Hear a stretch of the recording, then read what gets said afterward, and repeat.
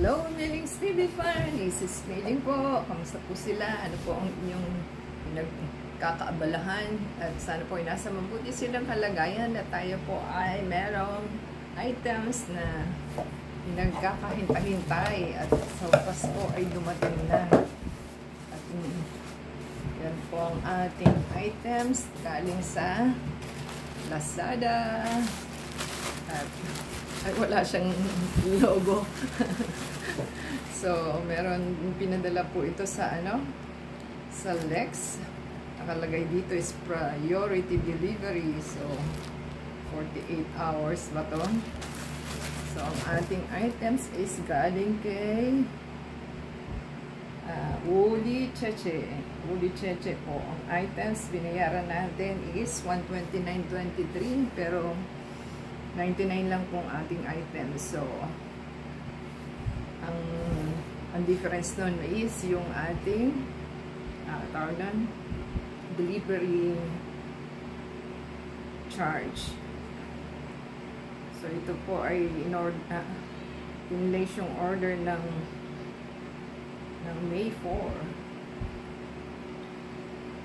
So, mabilis-bilis po ito kasi kailangan na po natin ito, kaya pina-follow up din natin. So, kailangan mag-follow up din po tayo.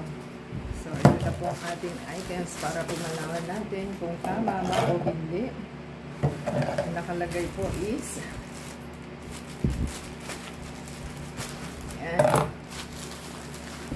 naka-bubble wrap, plastic, naka-bubble wrap. So, check po natin ang ating item kung okay ba o hindi. So, ang washing po ito. Ayan, may dented na kaagad yung ating items. Siguro po is nahuhulog yan. Dented po siya. Pero 500 ml po ito. Nakalagay is December 2023 yung, ewan ko kung manufacturing ba to o mukhang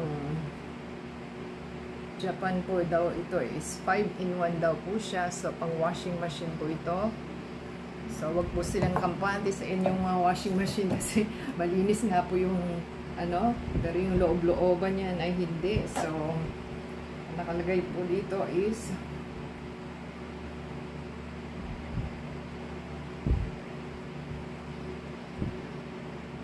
di maintindihan 1 liter kanya 500 ml. So ang ating binayaran is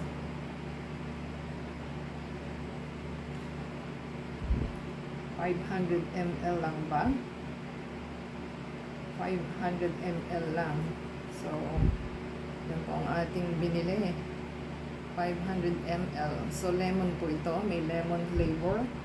So, ang washing machine cleaner, same time, maganda po siya dahil pang anti-bacteria rin po at saka mga molds sa inyong washing machine. So,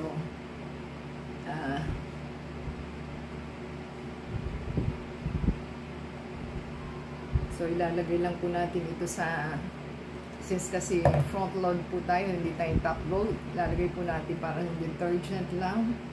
Lahat po ito, ang alam ko.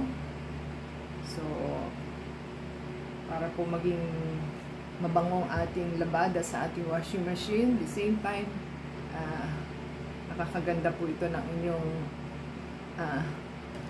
clothes and machine. So, dapat po pala is gumagamit po tayo ng mga ganitong disinfectant ba yan?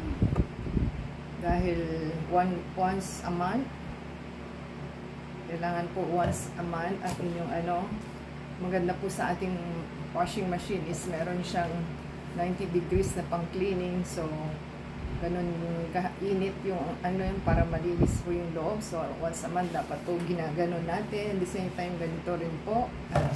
Kailangan once in a year, pinapa-cleaning po natin sa mga technician kasi kahit po meron tayong ganito, yung loob-looban po niya na may dumi daw po. So, maganda po ang ating items na nabili. So, tatry po natin yan para mapasaayos ang ating paglalaba. So, natatanggal po yung amoy niya. Hindi na po tayo nagsusoak.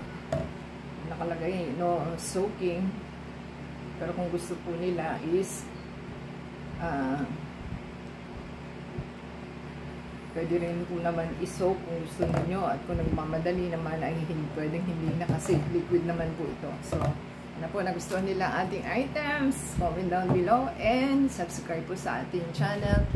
Pakisupport po sa ating channel. I-play po nila yung ads and video, and anda sa Facebook, Twitter, TikTok, and Instagram. Until next time po, God bless everyone. Ciao!